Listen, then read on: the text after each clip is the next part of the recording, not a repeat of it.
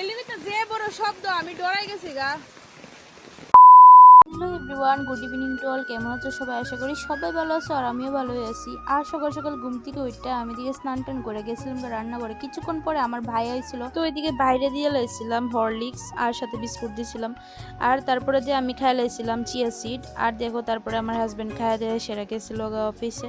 দিনটা আছে না মেঘলা লাগতেছে, মনে হইতেছিল বৃষ্টি আইব। কিছুক্ষণ পরে এমন বৃষ্টি আইছে, তোমরা ওইদিকে বৃষ্টি হয়েছে নি এরকম কালকে? তো তারপরে দিয়ে দেখা যাইতেছে এদিকে অনেকটাই বৃষ্টি হয়েছে। আর জানো কি হয়েছে? অনেক বড় একটা ঘটনা হয়েছে। ঘটনাটা আমি কি তা এটা একটু পরে কইতাছি। ওই যে আমরা বাড়ির পিছন দিকে কিছু গাছ আছে, ওইখান থেকে একটা গাছ ভাঙ্গা পড়ে আছে। কই পড়ছে জানো? এই যে আমরা ঘরের উপরে। আর যে ভাগ্যটা বালা সিনটেক্সটার উপরে পড়ছে, যে ভয়ঙ্কর শব্দ হয়েছে।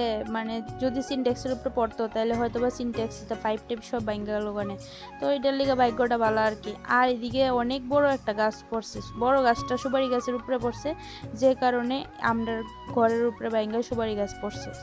তো গাছটা কিন্তু আমরা না, এটা হয়েছে আরেকজনের। আর এদিকে যে গাছটা সুপারি গাছটা পড়ছে ওইটা হইতেছে আমরার। আর এদিকে দেখো অনেক মোটা কিন্তু গাছটা, যে কারণে এত বড় শব্দ হয়েছে। আর যে ঘরের উপরে পড়ছে মানে আমরা রান্নাঘরের উপরে পড়ছে। আর আমি আছে না তখন রান্নাঘরের ভিতরেই আসলাম। এত ভয় লাগছে, আমি বাড়িতেও পারি না, কিছু করতে পারো না। প্রথমে মনে করছি যে বানর আছে, তারপরে যে বাইরিয়া দেখি যে এই অবস্থা বৃষ্টির মধ্যেই। তারপরে বাইরিয়া দেখতেছি কি একটা অবস্থা, দেখো কত বড় গাছ ভাঙছে। কিন্তু তুফান টুফান কোনো কিছু নাই। এরও একটা আশ্চর্য ব্যাপার, কেমনে হইলো জিনিসটা বুঝতে পারলাম না। হয়তো বা গাছটা আগের থেকেও একটু নরম হয়ে গেছিল। তারপরে এদিকে রাতের খাওয়া দাওয়া হয়ে গেছে। আর আমি পড়ছি মুখটা একটু জলে ডিপ করতাম, রেডিও ছিল ঠান্ডা জল। তো আজকে ভিডিওটা কেমন লাগছে কমেন্ট করে জানাই। টাটা।